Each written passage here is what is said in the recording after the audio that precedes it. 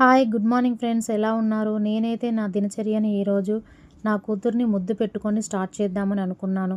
మా ఇంటికి మహాలక్ష్మి నా కూతురు కాబట్టి నేనైతే నా కూతుర్ని ముద్దు పెట్టుకొని నా దినచర్యని స్టార్ట్ చేస్తున్నాను. చూడండి నా గార్డెన్ ఎలా ఉందో చూపండి ఫ్రెండ్స్. నా గార్డెన్లో తులసమ్మతో పాటు ఒక గులాబీ చెట్టు, ఒక మందార చెట్టు, ఒక మనీ ప్లాంట్ చెట్టు, ఒక పుదీనా చెట్టునైతే నేను పెట్టుకున్నాను.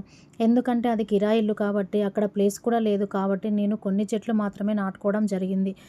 అలాగే మార్నింగ్ లేవగానే టీ తాగందే నాకు కిక్ ఎక్కదు.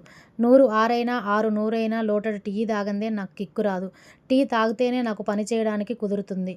అలాగే నేను టీ కోసం నా గ్యాస్ని శుభ్రం చేసుకున్నాను. అలాగే మీకు ఒక విషయం చెప్పాలా ఫ్రెండ్స్, చాలామంది నన్ను అంటున్నారు, అక్క ఎందుకు నువ్వు అంత హ్యాపీగా ఉంటావు, ఎప్పుడు నవ్వుతూనే ఉంటావు, నీకేమీ బాధలు లేవా అని. ఎందుకు లేవు బాధలు? మనిషి పుట్టినాక కంపల్సరీ అందరికీ బాధలు ఉంటాయి.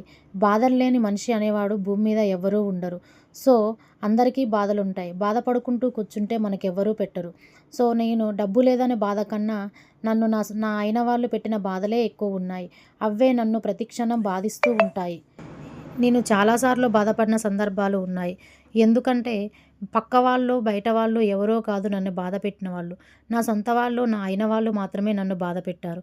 సో నేను ఇప్పుడు ఇంత హ్యాపీగా ఉంటున్నాను అనంటే వాటన్నిటికీ వాళ్ళందరికీ దూరంగా ఉంటున్నాను కాబట్టే నేను హ్యాపీగా ఉంటున్నాను. సో అతిగా ఎవరిని నమ్మమాకండి ఫ్రెండ్స్. అతిగా నమ్మి మోసపోమాకండి.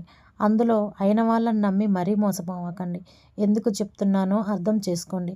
సో ఇంతటితోటి నా దినచర్య ఎగ్గు టమాటా చారుతో ఎండ్ అయ్యింది. నేను నా ర్యాపిడో బాబుకి డ్యూటీకి వెళ్ళాలి కాబట్టి మా ఇద్దరికి బాక్సులు అయితే నేను ప్రిపేర్ చేశాను.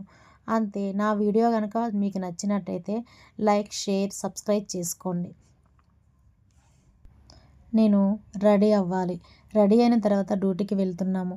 నాకు కొన్ని అవసరాలు ఉన్నాయి. నాకు డబ్బులు కావాలి అంటే నా ర్యాపిడో లడ్డు బాబు నాకు 100 రూపీస్ ఇచ్చారు.